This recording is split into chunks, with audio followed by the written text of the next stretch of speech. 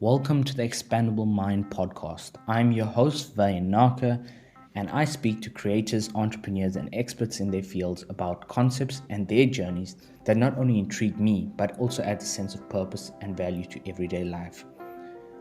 In this episode of the podcast, I speak to Tyler Shores, where we speak about his journey and his expertise in social media and digital distractions. If you don't already know Tyler Shores, well, then here is a little bit of an overview. Tyler Shores is currently a researcher, lecturer, and program manager at the University of Cambridge. He manages the Think Lab, where research expertise from Cambridge students and research partners work together with other organizations to tackle big picture problems such as climate change, diversity, and the future of AI.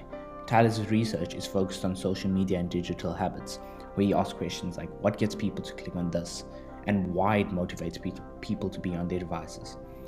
He received his Masters in English from Oxford University and is currently completing his PhD at Cambridge University. Tyler is also currently working on a book on digital distractions that is hopefully to be completed by 2022. Yeah, nice to chat with you. I'm glad to be the first guest on the podcast. So hopefully, we won't scare too many people off from future episodes. No, thank you so much. And I'm really excited to be talking to you today. Tyler, can you tell us what does the Think Lab program do? What do you do as the manager? What does a typical day look like for you? There are no typical days, but that's a good thing, actually. So the Think Lab is essentially a startup. Think of it as like a little startup company within the university. We grew as a program that was originally meant to give kind of work and real life experience to doctoral students and research associates at the university. And we've been growing a lot basically since the pandemic and have gone from kind of very student centric university internal sort of training to kind of a wider program. So now we look for opportunities. And like you mentioned in the bio, we look at the big picture problems, things like sustainability, climate change, um, diversity. We're working with some folks. Which I can't talk about quite yet, but it'll be on kind of global issues such as women's rights and empowerment. So that's what we try to do. Essentially, the Think Lab is a way to get harness brain power across the university from all kinds of expertise and see if we can make some real world impact through research and connecting some dots. No, that's great. And how did you get to where you are today? Someone pursuing their PhD at Cambridge University. Did you always have that mindset on pursuing a PhD, or was it like as you went on in your academic studies? Yeah, let's see. How far back do you want this answer to go? But the answer is no. Uh, well, let me share a little bit too for some of your people who might be listening. When I was your age, which is was kind of a long time ago now, I never thought about applying to Cambridge or Oxford. Originally, I'm from Hawaii, which was is a little island area in the U.S. and then grew up mostly in Southern California. England felt very far away. I'm old enough to say that there was no social media, very little internet. Internet existed, of course, no Wikipedia. So we essentially relied upon encyclopedias and periodicals that we could see in terms of like, oh, this is a nice school. This is a nice school. Um, I also had good grades when I was a teen. Studied very hard. Really loved books. Still love books. But Oxford and Cambridge wasn't for someone like me. For my background, my parents weren't well off. No one had ever been to England. Even my high school, was familiar with some schools, but no one in our school had gone to Oxford or Cambridge, so I had no one to turn to or ask. So I was like, well, maybe this isn't a place for me. I ended up doing college in the University of California, Berkeley, which I really loved. I got a chance to teach. I did find out that I really liked teaching. I studied English and rhetoric during that time, which really kind of college felt more than college to me. It was kind of that intellectual studying, researching part of things was pretty exciting, but I took long gaps. I have not been a lifelong student. After undergrad, I was a school teacher. So I taught younger kids, fourth and fifth graders. I don't know what that translates to in the UK, but writing and reading compositions and social studies. I worked at Google. This was long enough ago that they would call you on the phone when they wanted an interview. They don't do that anymore. But I was not a tech person. I studied English, literature, and literary theory and philosophy and these things. But I thought it would be fun to work at Google, and I did. We helped to run a program called Authors at Google, which is still online. It's called Talks at Google now, but it was a free library of talks for anyone to access on YouTube. And about that time was when Google started scanning library books, what became Google Books. And I was interested enough in this that I wanted to study it more. So I did apply. Don't do what I did, kids, but I applied to one program and said, if it's fate, then I'll go for more school and do a master's degree. If I don't get in, then that's okay too. I got in, so I did go to Oxford.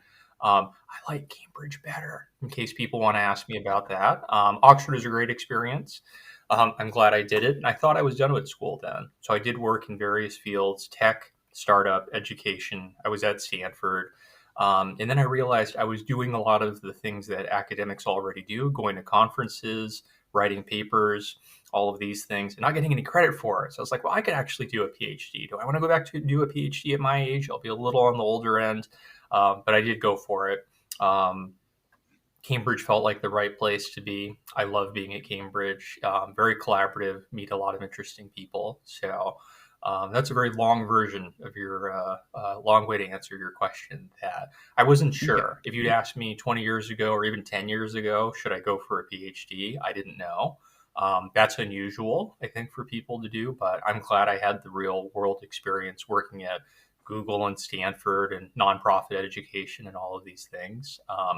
I wouldn't be where I am right now without those other experiences. Okay, and this for somebody like myself. Yeah, I always look at people that with they have that PhD next to them or doctor next to them, and it's always great. It's like, yes, I want to be like that someday.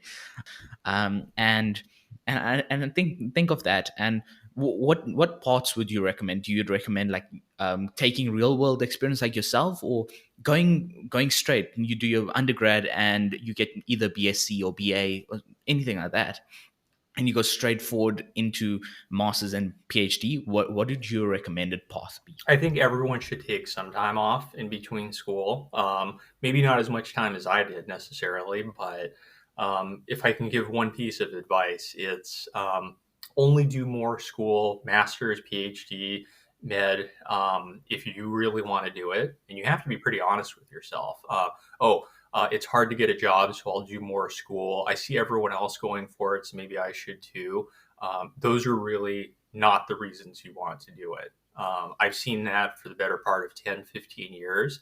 The people who have been unhappiest, who maybe still achieved master's, PhD, whatever, were unhappy because um, they didn't quite know what they wanted. They knew what they didn't want, which isn't the same thing as knowing what you want. PhD may not be for everyone. It's cool to have the title. If you'd asked me several years ago, I would have said, "Oh, being a professor would be like a dream job." Um, it's hard. It's hard to be. Academic life is really hard. Depending on what field you go into, it does not pay as well as you would think compared to, I don't know, working at Facebook. Don't work at Facebook or these sort of careers and stuff. So you have to really like what you do. I love teaching. I love talking to students. I love doing research, the stuff about digital reading, books, social media habits. I find this really interesting. I would be doing this anyways if I weren't at a university wanting to know about this. I feel like that's a really good reason. But doing it just for the sake of saying you've done it, um, I would really think, and it's hard. No matter what age we are, it's hard to kind of really think and have a clear sense of um, what are your actual goals. What do you really enjoy doing? If it's a means to an end, keep in mind there are other ways to get to where you want to get to.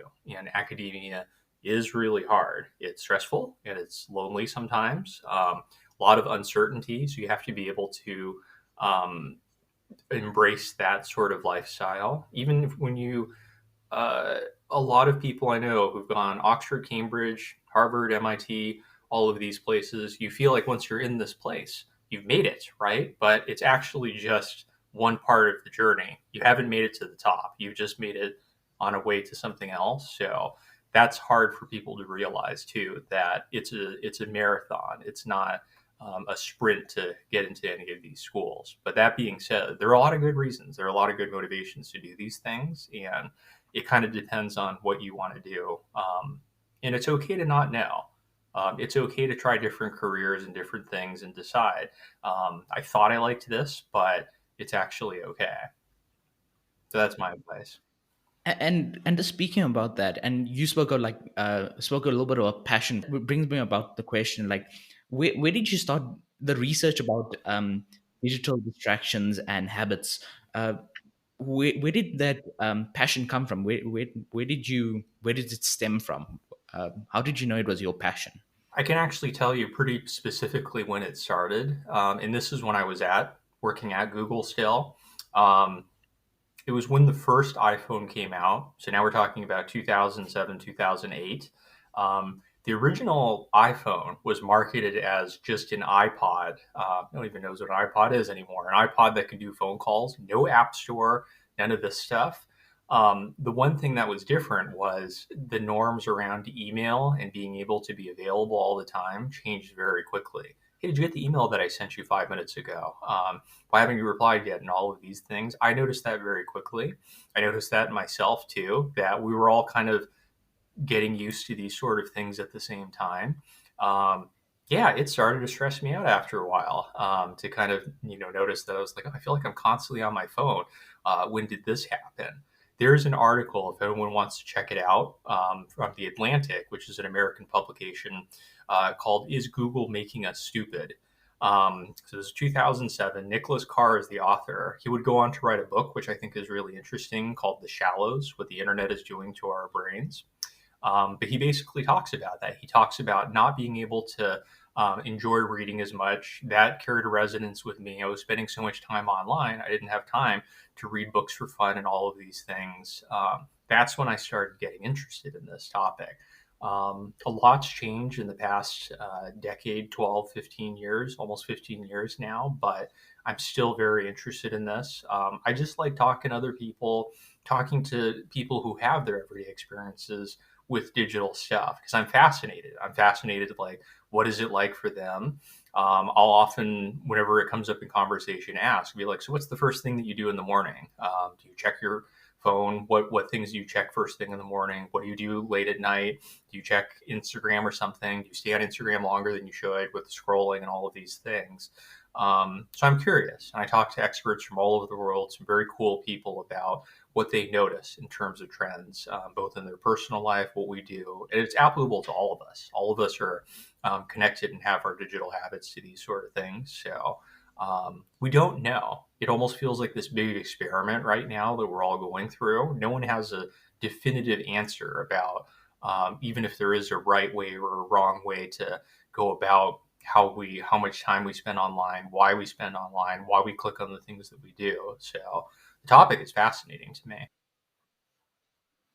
When you spoke about Google and so forth, that experience there, like in terms of networking and networking with people and that, um, did that broaden your mind? What is the experience like working at Google? Like the people who you met, did they encourage you? Did they did that motivate you?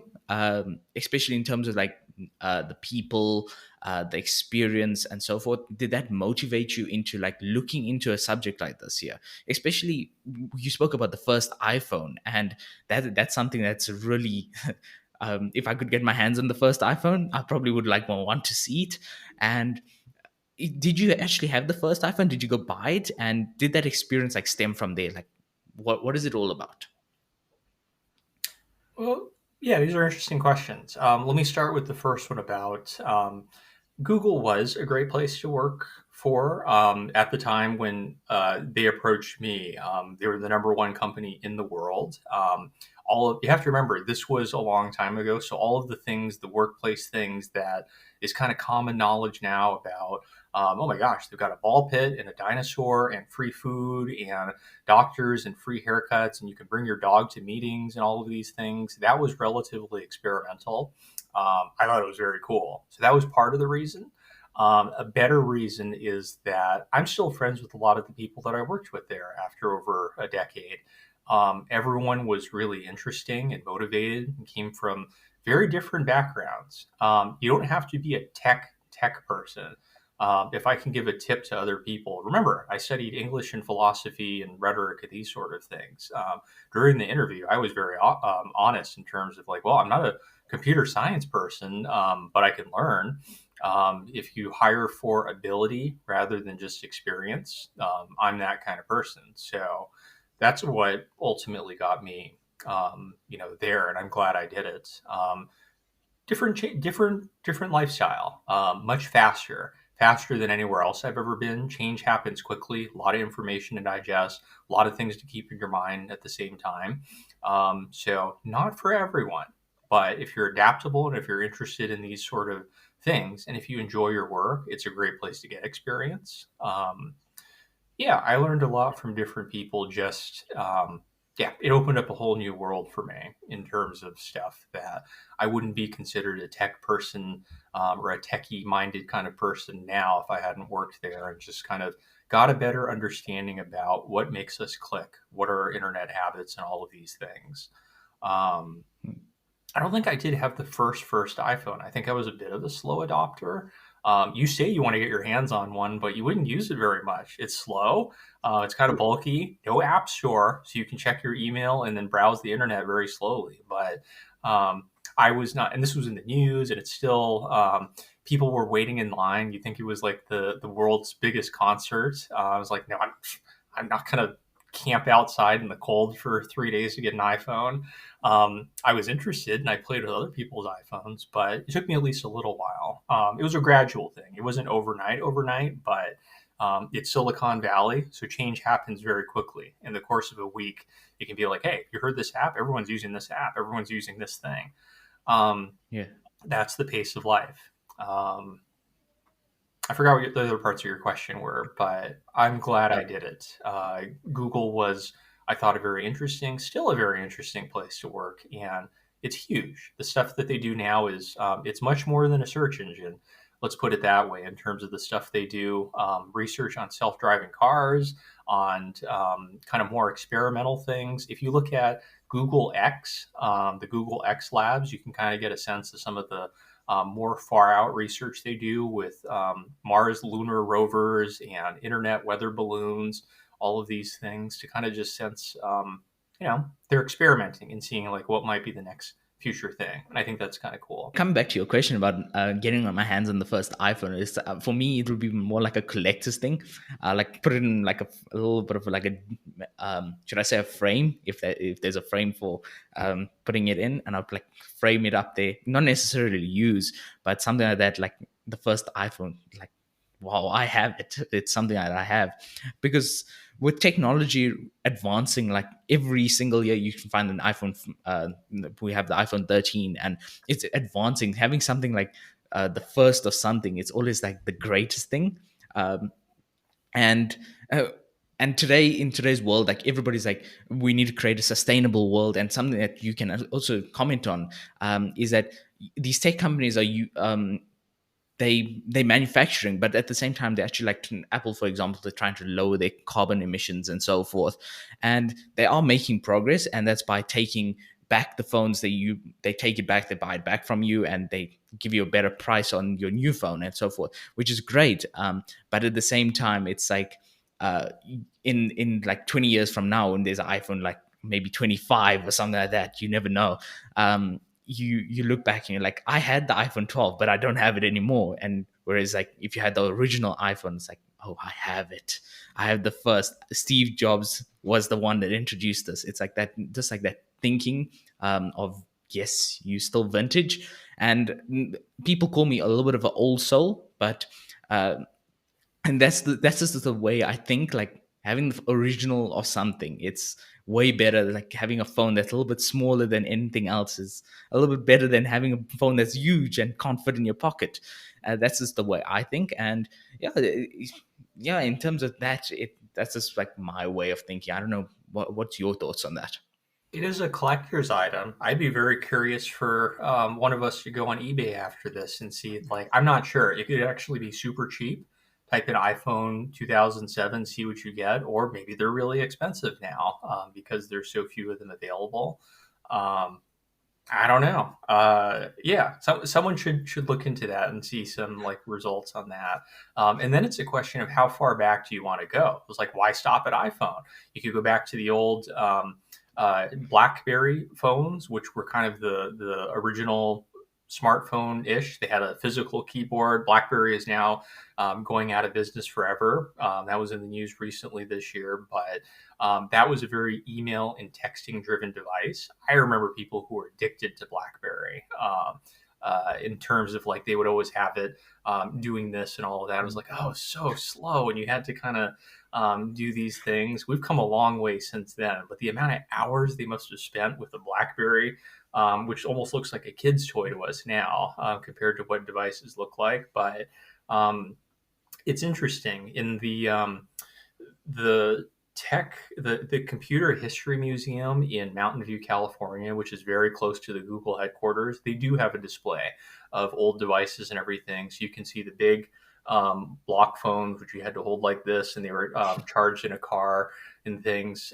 It's funny to see. They've got one of the big supercomputers from the 50s that was literally a whole giant room of computers, and then they compare it to a MacBook Air now, in terms like, so this MacBook Air is 10,000 times faster, more powerful than this giant computer was from the 50s.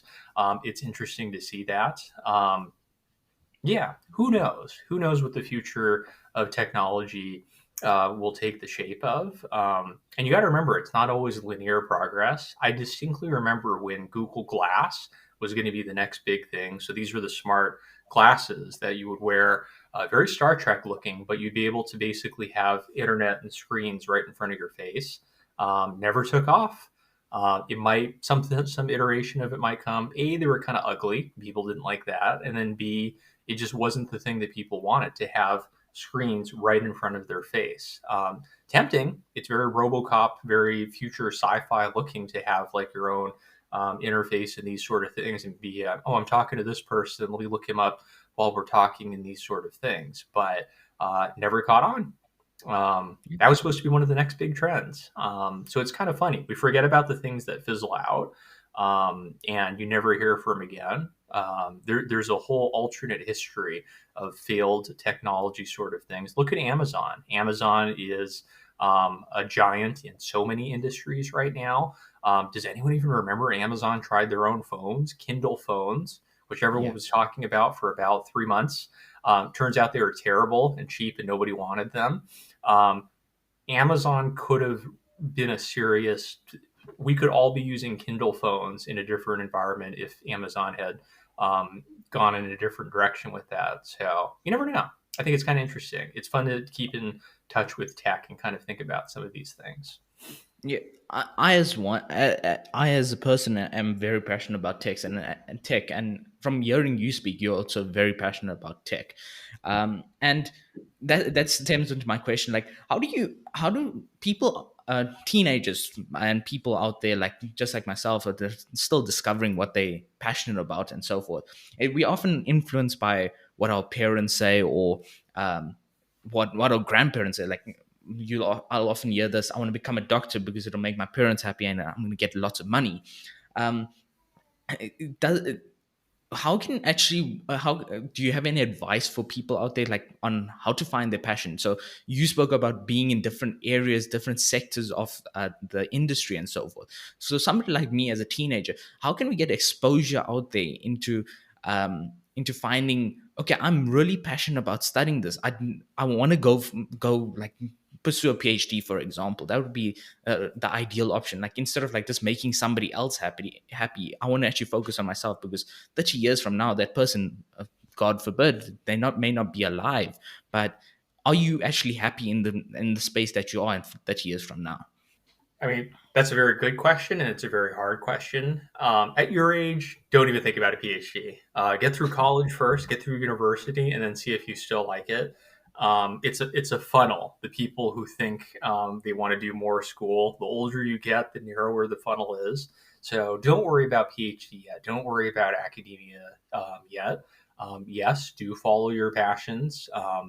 I was lucky in that my parents were very supportive, and I think they would have been really happy if I was a doctor. I liked biology. I liked a number of science subjects too, but reading and writing were my passion, no question. Still, so I was able to pursue that.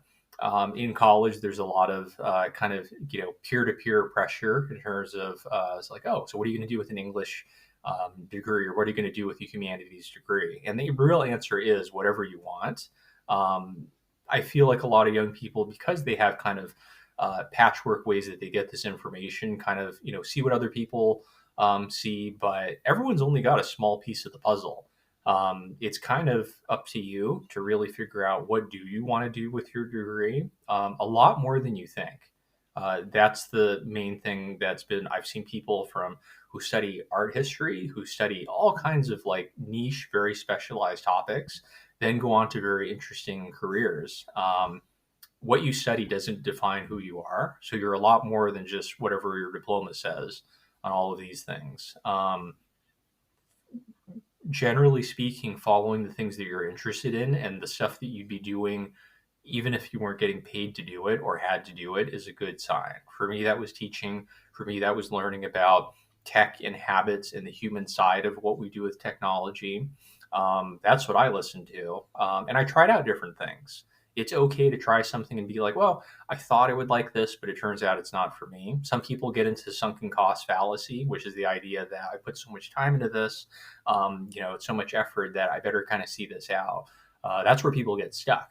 That's where people get stuck in school or in jobs in terms of like, I worked really hard to get to this job. Maybe if I stay for a little while longer, I'll get a little bit more pay and then I'll be happy. But it doesn't always work like that. So trying out different things and being okay with taking some risks is really important advice, um, especially at your age. I didn't know. I had all these different areas that I thought I could go in and no real guidance, but I did similar to what you're doing. I talked to a lot of people who were very nice to talk to a young person like me who, it's like, well, I don't really know one way or another, but talking to people who were lawyers, and I was like, well, I'm good at language. I'm good at speaking and arguing and all of these things. I could be a lawyer, and I could have been. It turns out I didn't want to.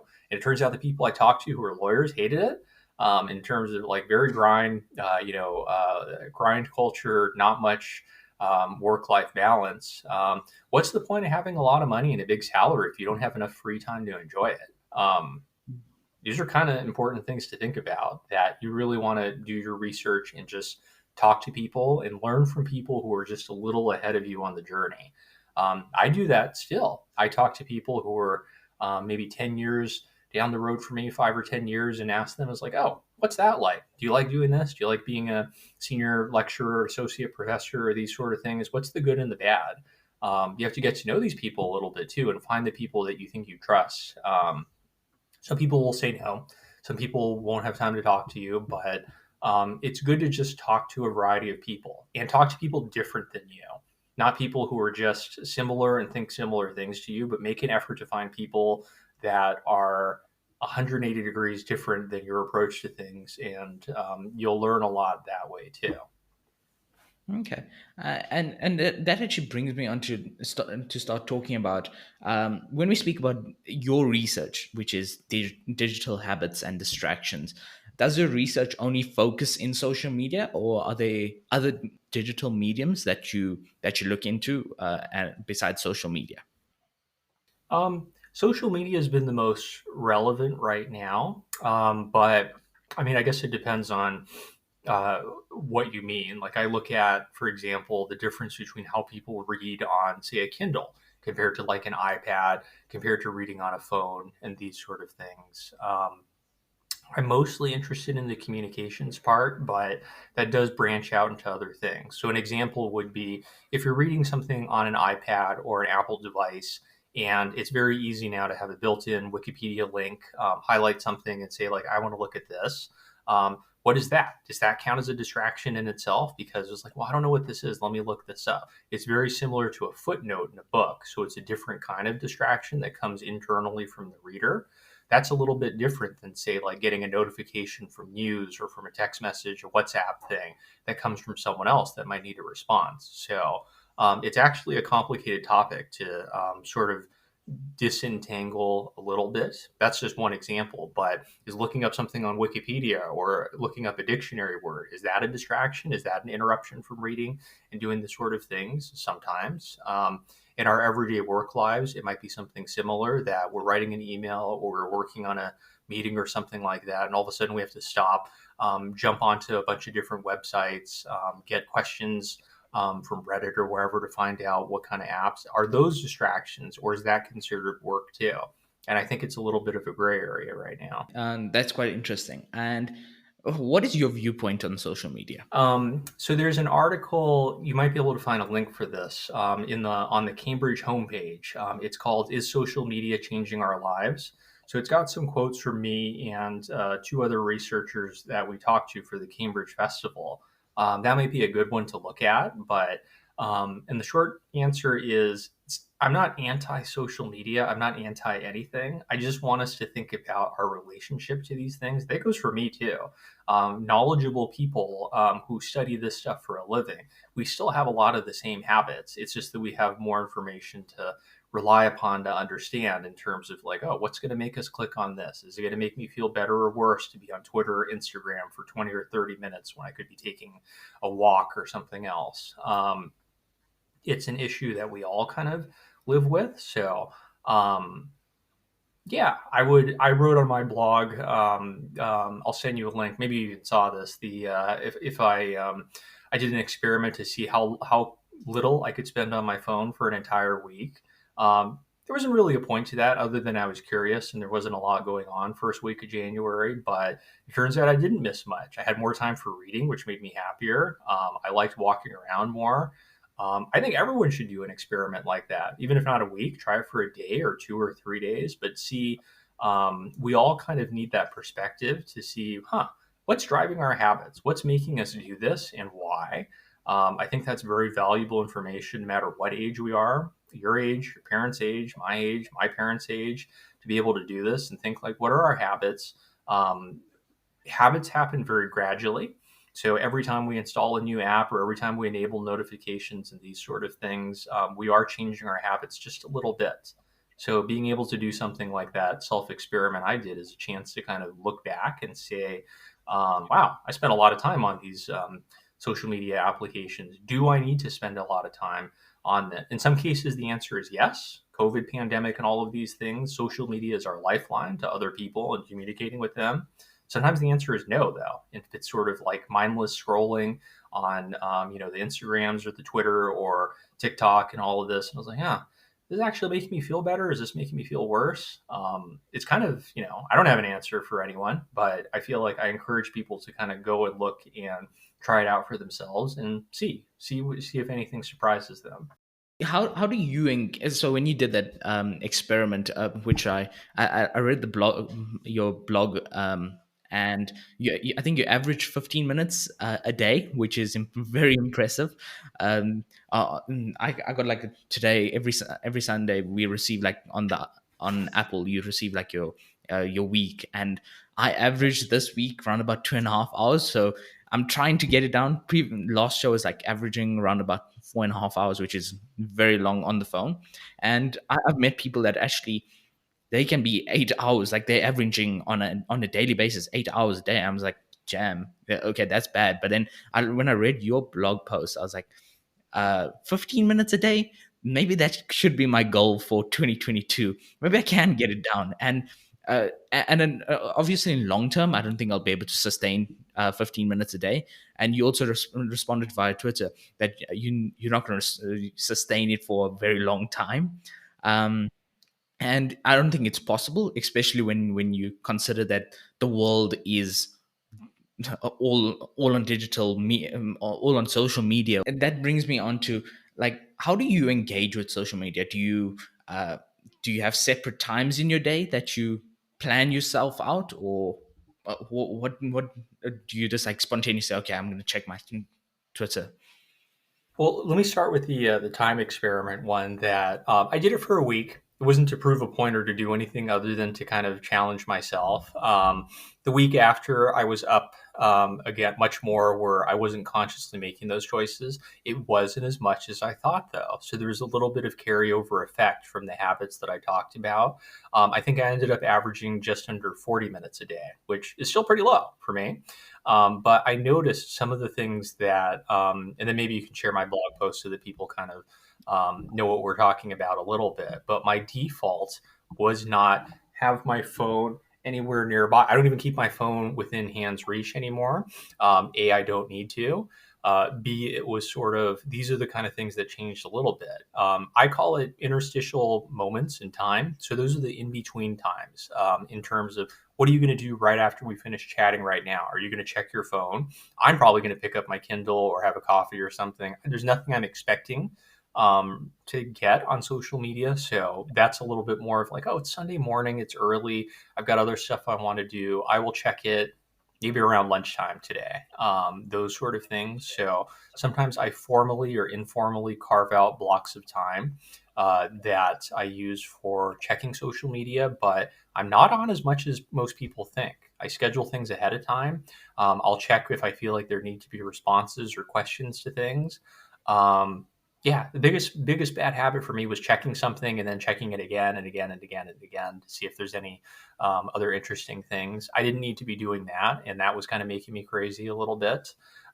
Those were some of the bigger ones, but just sort of like those transition periods in between, while I'm waiting for, I'm cooking lunch or doing something else. It's like, well, maybe I want to listen to an audiobook, or um, really thinking in terms of that extra second of why do I need to check my phone right now? Oh, I don't need to check my phone. I'm bored or I don't know what else to do. So I built in things around that in terms of like, oh, I can pick up my Kindle. I can restart my audiobook that I've been listening to. That was probably the biggest change. 8 hours, like you mentioned, is a lot. A lot. I've heard that too. Most people's batteries don't even get through 8 hours in a day, so you kind of have to, be tethered to a wall or have a battery pack or something. It depends on use case. If social media is part of your job, or if you text a lot of people for regular reasons, that time does add up. But does it come at the expense? Economists call this opportunity cost. Does this come at the expense of other things that you could be doing that maybe are a little better? Being able to meet with someone face to face, being able to kind of, learn, study, work on personal projects and anything creative that might help you grow a little bit. That is another question to keep in mind. 15 minutes on the phone is not a lot. If I were to regularly do that, then I really don't need an expensive iPhone to do that. I would have got one of those crappy Amazon Kindle phones or something that costs probably 20 or 30 pounds right now to be like, that would be enough. But I like having a nice phone, nice camera, and all of these things. Yes. So there's something to be said about that. Why spend $1,000 on a phone if you're never going to use it? So there's sort of that is a rationale for a lot of people too. But what I'm suggesting is there's probably a middle ground between 0 to 15 minutes and 8 hours, and then it's up to everyone's individual preference to figure out what that is. Oh, okay, and no, that's brilliant. And you spoke about scheduling your time. Like, when do you schedule your time? Do you schedule it in a week in advance? When you're going to check your Twitter and so forth? How do you schedule it? Here's a blog post that I did for one of my favorite apps. It's called the Freedom app. I'm going to put this in our chat right now. Um, So the Freedom app, it works similar to iOS focus time and screen time, but it syncs across all your devices. You can schedule blocks ahead of time, put limits on the amount of app time you use. I use this regularly during the week, especially when I have writing, which requires a lot of focus, and I don't like to be distracted when I'm writing or getting ready for teaching. So I will do that. And funnily enough, it sets a block ahead of time that I might be in the middle of typing something, and then without my even realizing it, start to check Twitter or LinkedIn for some reason, and it'll say like, "Remember, you set a block for this," and I was like, "Oh, that's right." So those are my tips in there to kind of say like I do set prearranged blocks of time, knowing when I'm most likely to be distractible, and saying, giving myself that extra behavioral nudge to say like, no, I really should be working. I really should be, even if it's just small amounts of time. I just want to write. I just want to study this thing for 15 or 30 minutes. That's when I'll kind of schedule those times during my schedule. But that works for me. So I kind of shared in that blog post. I just really like the app. It works really well for me, and it sets limits. You can kind of control the things, and it has a locked mode, so you can't cheat. I encourage the lock mode too, in terms of it's like, nope, can't do it unless you uninstall the app and go through all of that thing. And that extra hurdle of inconvenience makes it a little bit easier to just be like, all right, fine, I don't need to check, I don't need to look this thing up until I finish this task. That works for me, and I use it constantly for these sort of things. Knowing all that I know about habits and productivity and all of these things, I still use it as a way to kind of like it sets up your digital environment in a way that can help you focus, but you're setting it up yourself, so you still have a sense of control. No, I think that definitely I need to install that app and try it. And I think by speaking about it, I'm all about productivity and so forth, like going into the deep focus work session and so forth. So 90 minutes, let's go straight deep work. And I think you've just given me a solution to a problem. I'm one person that can fall susceptible. All of a sudden, there's a tweet, like somebody retweeted. Okay, then I'm falling into Twitter and these infinity loops that just go about. Like, um, and yeah, and I think thank you so much for sharing that. I'll leave it in the show notes for the audience as well if you'd like to check it out. And do you think social media affects how people determine what they're passionate about? Because like we spoke about passion earlier. Do you think that especially when it relates to your research about digital quality that you spoke about in interviews and so forth, and you spoke about um, following certain people can actually affect how you think, it influences how you think. So if you can expand how social media affects how people determine what they're passionate. Hmm.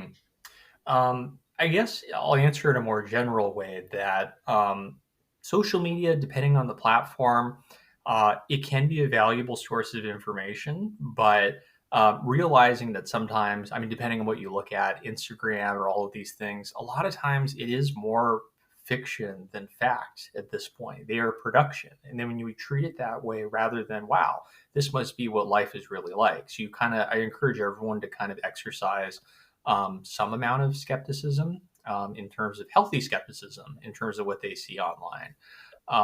The best example I saw, I was looking up Cambridge University on TikTok just because I was curious to see what comes up. One of the most popular things right now is a day in the life student video of what it's like to be a student at Cambridge. Most people don't realize that satire, and to see like he's actually just joking about what it's like. He's like, I read 400 pages in the morning. I go rowing before breakfast. I take this path so that I can avoid the poor students and all of these things. And I was like, it's kind of funny, but I could imagine people being like, it's like, oh wait, he wasn't serious. So there's a lot of stuff like that that we kind of need to, sort of suspend or be able to like, kind of have a sense of disbelief. To be like, is this accurate? Is this really what I'm looking at? And I bring this up because the people we follow on social media have crafted a certain personality. One of the questions that I ask is like, are we what we post? And I feel like in some ways the answer is yes, that what we tend to show on social media and to the rest of the world is part of our personality, but it's almost never the whole story. I don't post when I'm just sitting at my computer for hours on end doing this and typing. I post highlights of interviews or talks I give or all of these things, but we never post the hard stuff. And it's sort of like, wow, PhD looks great. Being at Cambridge looks great. And I was like, well, I don't post the 23 hours of the day where it's very little and it's just hard work and all of these things. So keep that in mind too, is that social media gives you a glimpse, either intentional or not, of what people want you to see, but it can't just be social media. We all fall into filter bubbles, which is the idea that we tend to see more stuff that we like and people that we agree with. It's important to get out of those sometimes, being off of different platforms, intentionally looking for things that maybe we won't agree with. That's easier said than done for any of us because we fall into the habits. We like what we like, and social media wants to show us more of what we like. That is a general rule of principle across the internet in general, Google searches, everything. So it's up to us to kind of find ways of looking for more objective information, finding ways of um, if you're applying to, let's say you're applying to Oxford or Cambridge or something, looking those up, but also making sure to read the articles that say, here's why I left, Oxford. I went to one of these schools and it made me miserable and depressed. Read those too. Don't run away from those because you want to hear the stuff that you don't want to hear sometimes. So yeah, social media can inform your understanding of a profession or a place you want to be, but it is sort of up to us to use good critical information seeking skills to kind of like look for the things that we may not necessarily want to see and hear. That applies to all of us too, but it's tricky. Yeah, and that actually, you spoke about like social media. So let's just take Instagram for example. That would be my example here. That they show you what you like. So every time you click that heart or that like button on Instagram, it keeps on like showing you things that are similar, and you fall into an infinity loop. Something that I learned through the the social dilemma Mhm. on Netflix. Something I'd recommend everybody watch, and I'm sure you also would recommend Social Dilemma as a brilliant documentary. But if you can actually tell us, like, do these companies like Meta, also formerly known as Facebook, and Twitter, know that they're doing this? Do they do it with intention? What do you think? Like, why aren't they trying to? Isn't there something that these companies can put on the app that actually restricts, like, after a certain while, that like, okay, let's stop the user from doing this? They're falling into a trap. Is it their intention? Let me answer first by sharing the social dilemma link that I think I talked about before, but we did have the director of that documentary, Jeff Orlowski, come to Cambridge and give a chat. It's really good. Make sure that goes in the notes too, because he expands on some of these things that we're talking about. It was just a really good discussion.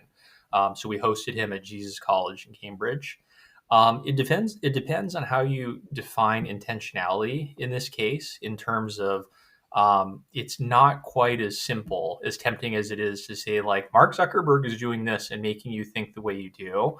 Um, I'm not saying that's entirely false, but I'm also saying that whose intentions? Facebook Meta is a big place. Uh, do we say that Yes. the algorithm is trying to trick us? It was like, no, an algorithm is only as good as the people that program it and do these things.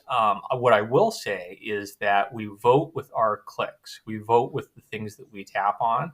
Instagram is such a good example. It's very easy to kind of do a little self experiment when you're sort of just free browsing on Instagram, looking up random things. The more you start clicking on um, dog pictures, the more dog pictures you're probably going to see, and the more accounts you're going to get suggested to follow. That's us. That's our intention, telling the algorithm, I like this, show me more of that. And then the Instagram algorithm says, yes, I will show you more of this. That applies to social media, that applies to YouTube, same concept in terms of like, I'm watching this, show me more things like that. And that's where you get down the like you talked about, falling into the rabbit hole of all of these different things in terms of like, how did I end up here? What am I looking at now?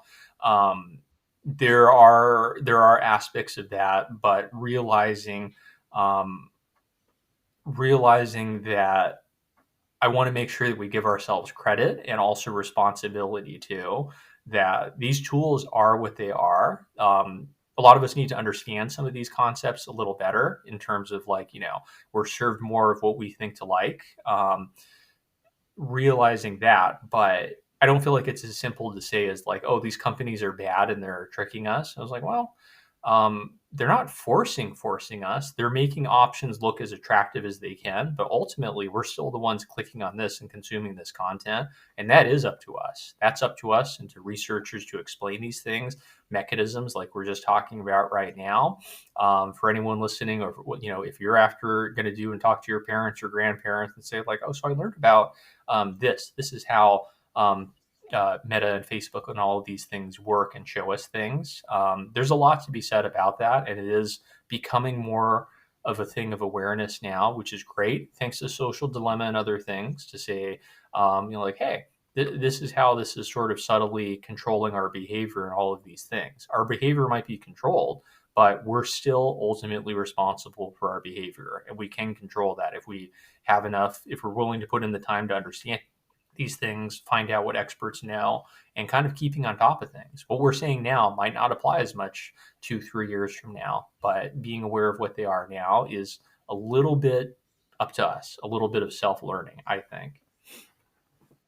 Okay. So basically, it's a two-way road. So it's not only that the companies, like you said, they're not forcing you. So we also need to start taking responsibility. Yes, we're falling into these infinity loops. But my next sort of like questioning like would be, how does an individual like know when enough is enough? What sort of mind frame like influence themselves to like say, okay, let's get out of this loop. We in this rabbit hole. Let's dig our way out. Like maybe stop, put it aside. Um, that's a tricky question because it's so dependent on other people. Everyone's tolerance of what they're going to feel about this is going to vary. Here's one suggestion I have: if anyone feels like doing a little bit of experimenting and data collection, is that um, just keep a little piece of paper, a pencil and a piece of paper nearby for, like, if you can, a week, if you can for a couple of days, but just note how you feel before and after using a thing. So, like, I don't know, tape the paper to your device or whatever so that you've got it handy. Open your thing and then do whatever you normally do. And just on a scale of 1 to 5, 1 to 10 or something, is like, how do I feel right now afterwards? Just to do your own data collection sort of things. In some cases, I mean, I'll draw on my personal experience a little bit, is sometimes good. If I posted a picture that gets a lot of likes or funny comments, and I was like, oh, look how clever I am. I feel pretty good after this. If I post something and then it gets no comments, and I was like, oh, what's wrong with everyone? Did I do something wrong? And all of these things, that makes me feel a little bit worse. Maybe that's a 3 out of 10. Kind of just check and see. I would say, like, keep a little score of yourself, like your moods and things. So everyone's going to be a little bit different. But even just sort of seeing how you feel about that and being fairly honest with it, because no one's going to see it. Let's say in your example, if it's kind of like you apply to X number of schools and on Instagram you see all the happy people getting their acceptance letters to these sort of things, and it's like, well, gosh, I didn't get into X, Y schools. That actually makes me kind of feel bad. So I'm going to put that as a 2 out of 10. But you see something that makes you feel good. It's like, ooh, I want to learn about this thing. 9 out of 10. So there's going to be some variation. Probably a lot of 5 out of 10s. Not sure how this makes me feel. Either way, don't really care. That'll give you some sense of what's working for you and what's not working for you.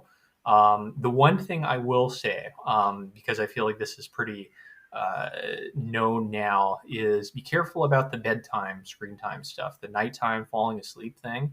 When I talked about opportunity costs a little while ago, we do know that blue light, the blue and white light that comes from screens, LCD screens, makes it harder for us to fall asleep.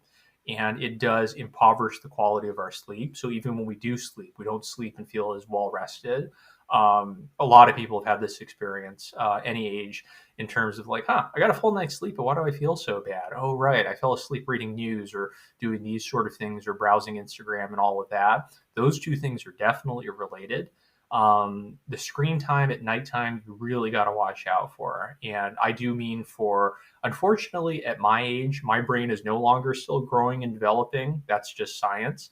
Your brain at your age is still kind of in that crucial, you need more sleep. You physically need more sleep than I do. Your brain needs it in order to keep growing and developing. Shortchanging your nighttime, your sleep rituals, switch to a book, switch to a Kindle if you can. That's a big one. Chances are when you're sort of doom scrolling or infinite scrolling on the platforms late at night, it's like, oh, I should have gone to sleep at like 11. Whoops, it's 1 at 1 a.m. and these sort of things.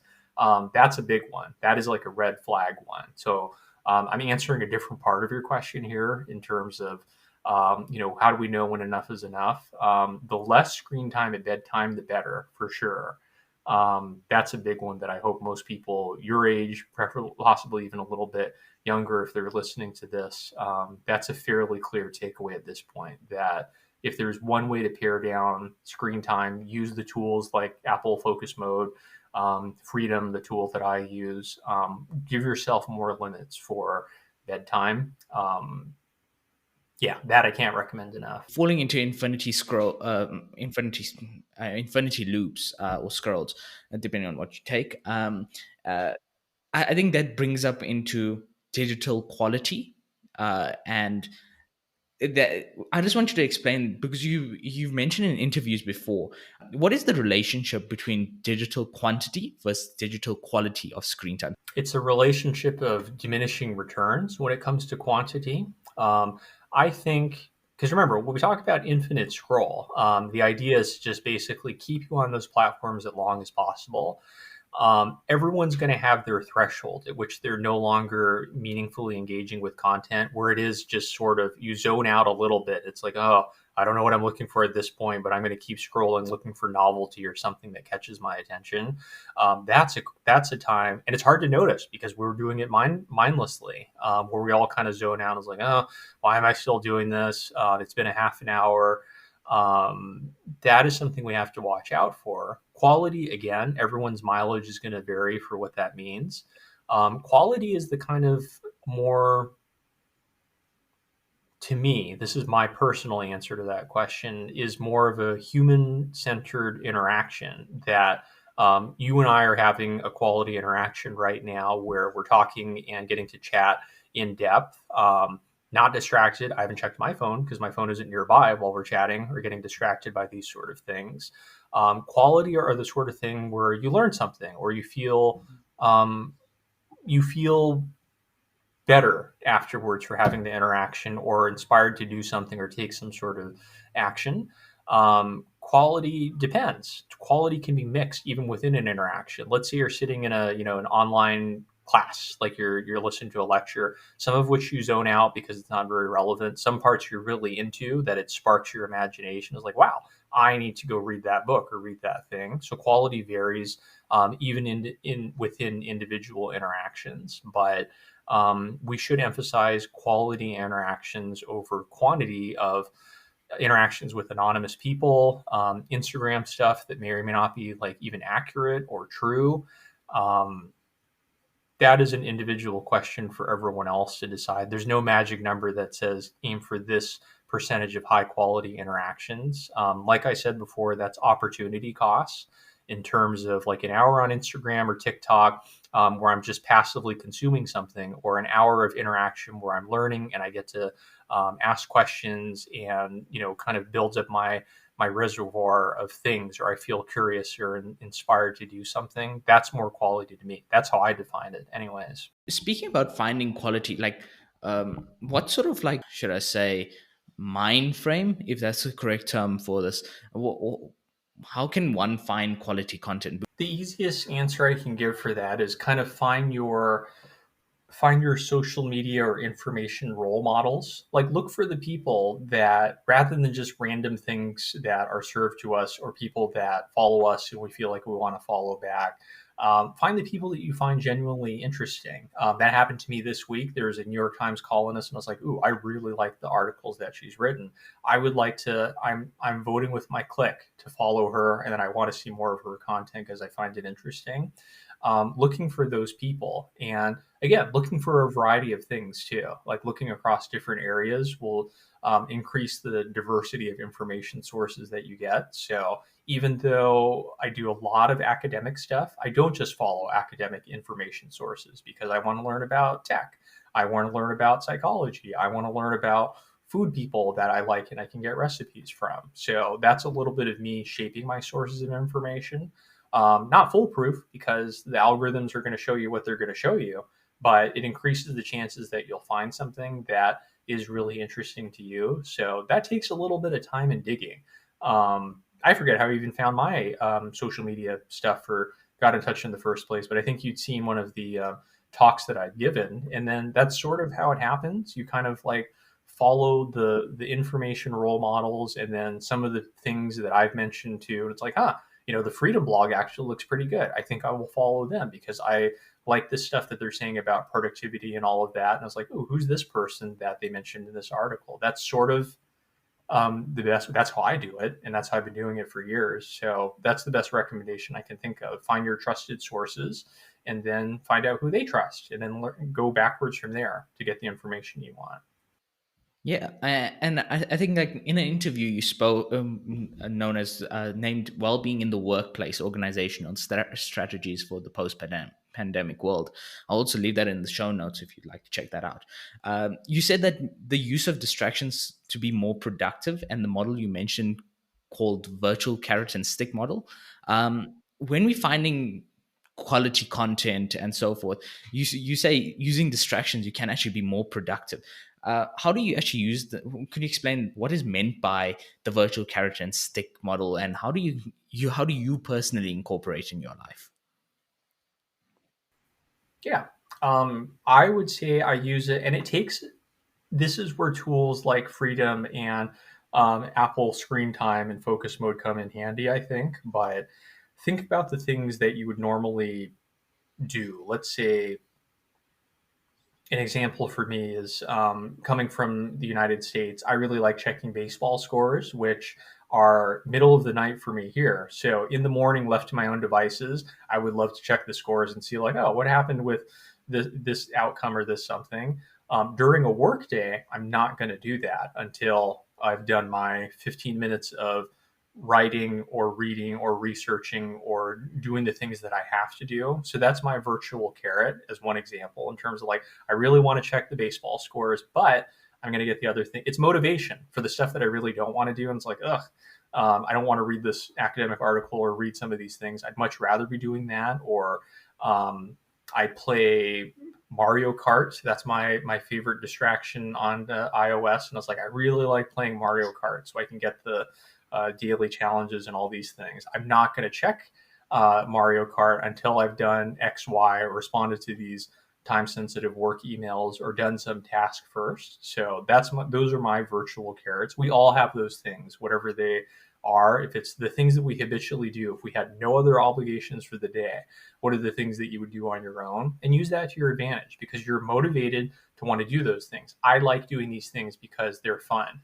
But if you can place a task ahead of it, you'll be motivated. You'll be surprised in terms of like, oh, got to write 500 words for this thing, 500 words, 400 words until Mario Kart or something. It tends to be a good motivation. It takes self control, but you can also use that with things like Freedom, things like apps that'll limit your time to be like, don't check Mario Kart first thing in the morning.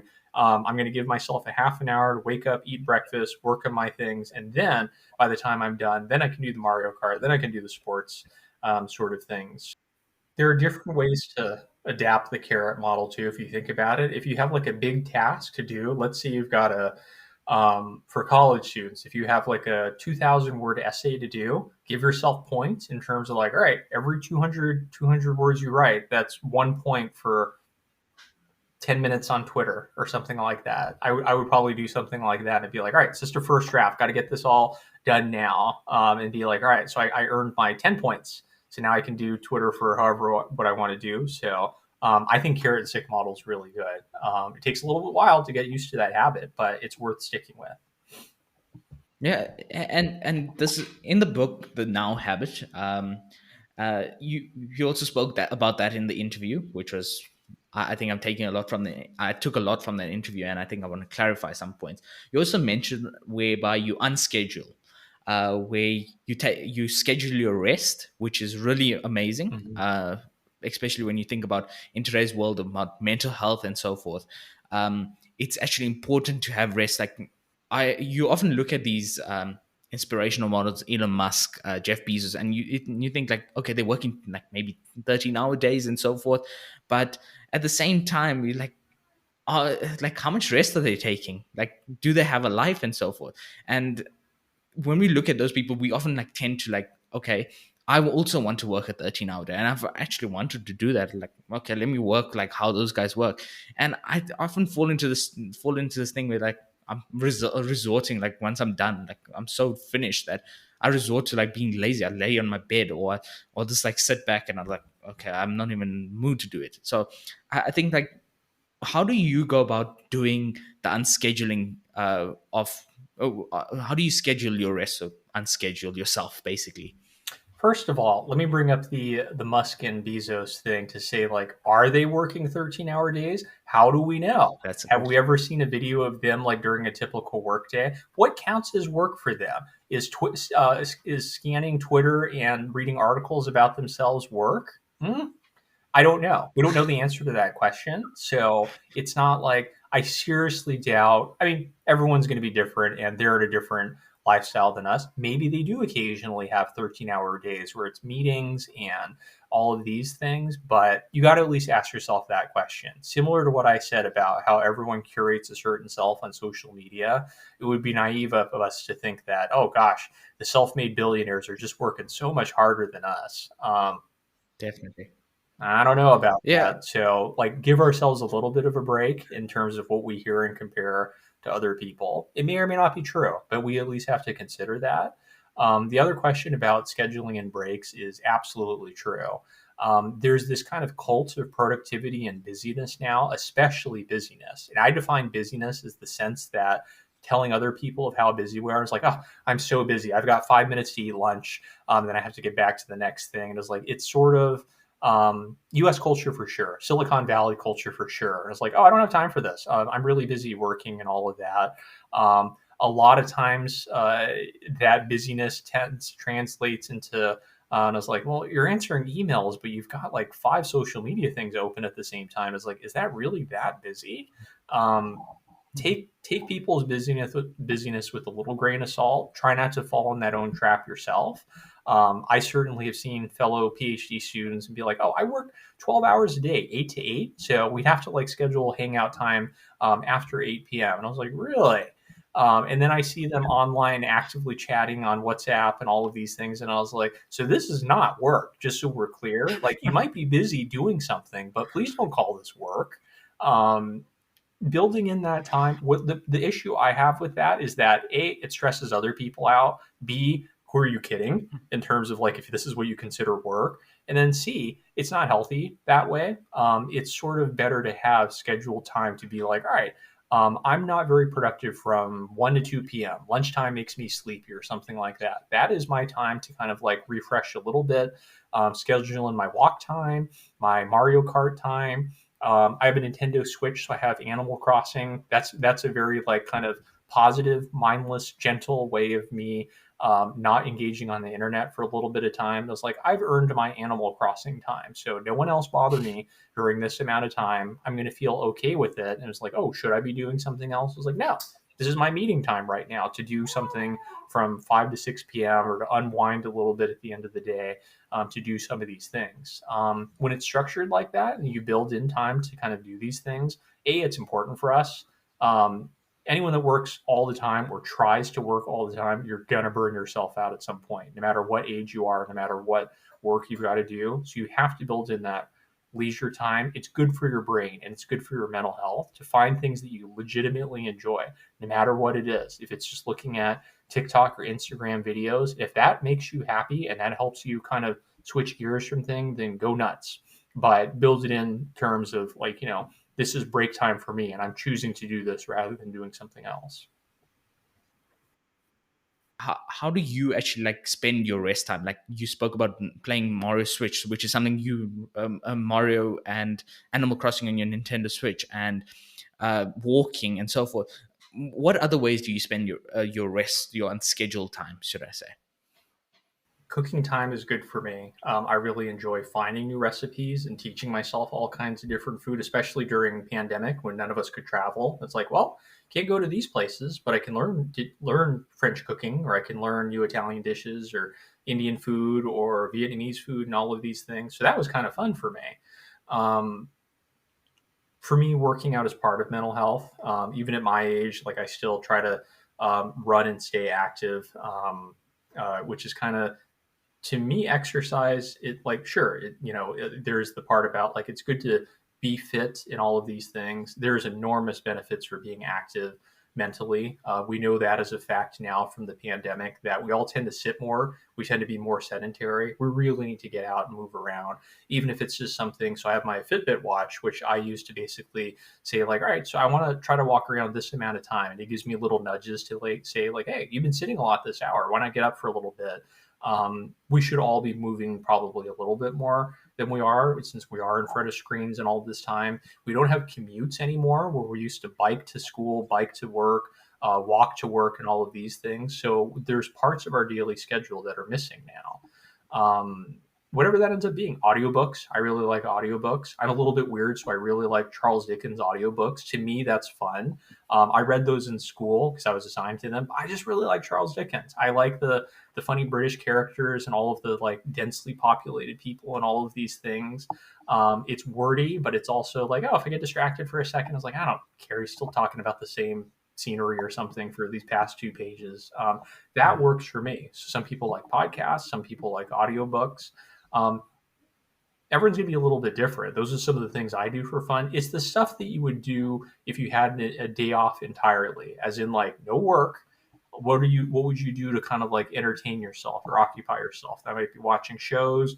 It might be doing any of these things, but that's kind of what goes on the unscheduled. That counts as your fun and downtime. No, it is brilliant, and so you're not alone with the Charles Dickens books. I myself am a big Oliver Twist fan, even though the ending is not the best. I just love Ah, the spoiler stories. alert. I haven't. Nah, I read Oliver Twist. Yeah. What would be some of your book recommendations for people who are like into um, learning more about social media, digital habits, and digital distractions? What would you recommend? There's a few. Let's see. I like Cal Newport. So Cal Newport's Deep Work. You talked about deep focus sort of thing. Cal Newport's Deep Work book, which came out a few years ago, is really good. I learned a lot from that, talking about. So the example I give of people blocking out 12 hours for work, like no, no, no, that's not. That's the opposite of what Cal Newport is saying. Is like deep work is hard and it should make you exhausted. And I was like, that's work. None of this whole like anything else going on or multitasking is like I'm going to work and study on this, or like read this difficult thing or write this difficult thing for blocks of 20, 30 minutes. Deep work should be tiring, as in like you cannot deep work for 12 hours a day. Elon Musk or otherwise, because you would just, that's not what we're supposed to do. Deep work is sort of like, oh my gosh, I'm really tired. It's how I feel after taking a test or something like that, where your brain is just focused on that one thing. I think that's a good book. Most people probably need steps in order to build up to deep work thing, but that is a great book. He has another one now, which I'm about halfway through, called World Without Email. That was called, yeah. That's more for people probably later on in their careers, in terms of it's like, oh, do we need to be on email as much as we do? Some interesting tips in there. What else would I say? The Now Habit, which we already talked about a little bit, isn't explicitly about social media, but it's about procrastination and time management and these sort of things. It absolutely applies to some of the things that we've been talking about in terms of personal productivity, building in time for fun, building in time for work. Those are the main ones that I can think about right now.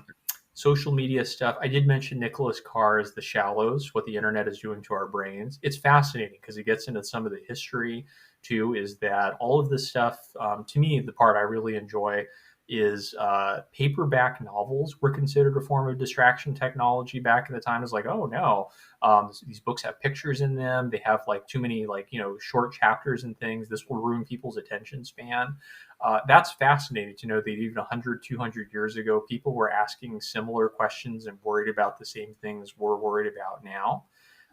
It's good to understand some of these things. It's good to understand a little bit of the science of distraction, what our eyeballs do while we're jumping back and forth from screen to screen. Um, that's kind of what led me to where I am right now. I would say that's a really good book for understanding a little bit of the history of like internet in general, social media certainly, but internet habits in general. Let's see what I got here. I'm sure there's a couple of good ones. Some of my favorite books here that I would recommend. Um, Depends on the audience, right? I like this one too. So this is by Naomi Barron, Words on Screen, published by Oxford University Press, but it also talks specifically about reading habits and things. And you'll be interested because it'll be listeners your age and their habits in terms of what they prefer to do. I prefer to do studying in print. I prefer to do studying in online textbooks. Why do I prefer to do it? How focused did I feel or not focused? Do I feel like I learn better in paper or on digital screens and all of these things? So she does really interesting research on that. Yeah. It's a little heavier, but I think it's a really neat book. And just to conclude our this really insightful podcast episode that we got, I got a few rapid fire questions for you. If you can answer them in one sentence, it would be it's up to you. Just want to hear your I'll try. No no promises. promises. I'll accept it. So if you can tell me about the three most influential people in your life and how they've impacted you. I took philosophy when I was in high school, and I was lucky to do that. That kind of opened my eyes up into bigger questions about things, which carries over to this day. I would say my mom, especially in terms of work habits and working really hard and helping nurture the things that I really cared about. Um, can't think of a third one. Let's go on to the next one. Okay. If you could go back to your 18-year-old self, one piece of advice, what would it be? School is not everything. Um, Life is more important than just school. So it's not just about being a good student, but being a good and well rounded person. That's what I would have told myself back then. Okay. If you could have coffee or a cup of tea with any historical figure, who would you choose? Hmm, that's a fun question. Any historical figure? Gosh, off the top of my head, I would probably say Charles Dickens, like a quick one. He seems like he would be an interesting person. A lot of this stuff that we're talking about with the different plots, I'm curious. I want to ask him questions about what he would think, especially now. If we're meeting now in 2022, I'd be curious and be like, what do you think about all of this? Like, how, what was this and how would this change your books? So let's go with that. Yeah. And okay, this one here is it's a personal question. A failure, and if you can explain if you're up to it, if you would be able to explain the failure and what did that teach you? Yeah. Um, I did not get into. I After my master's degree at Oxford, I applied for the PhD, or they call it the DPhil there. I did not get in, and I'm glad that I didn't in retrospect because I wasn't ready. I thought I knew what I wanted to study, and thought I realized I was falling into a little bit of the like, well, I did the master's, maybe I should just go ahead and do the PhD while I'm doing it. Um, I'm glad I didn't do it. It wouldn't have led to where I am now in terms of all the really interesting stuff that I love talking about in terms of social media, digital habits, and all of these things. I would have been an English PhD. I probably would have been studying mm, Virginia Woolf or Shakespeare or one of these things, authors that I find really interesting. It would have been fine, but I wouldn't have been that happy, honestly. So sometimes things do happen for a reason. I really wanted it in that moment, and I was like, God damn it, Oxford not accepting me for this PhD. But they actually did me a favor because I had time to really think and be like, what do I really care about? What do I actually want to do? Yes. So that's why people should apply to Cambridge, not Oxford. Yes. No, that's brilliant. Thank you for sharing that. What is the most important lesson you've learned over your career? Um, that we shouldn't put ourselves in boxes. And what I mean by that is I've learned that many times, and I've seen that kind of come up that, oh, should I work at Google? I studied English literature and philosophy. What could they possibly use with someone like me? Turns out they could.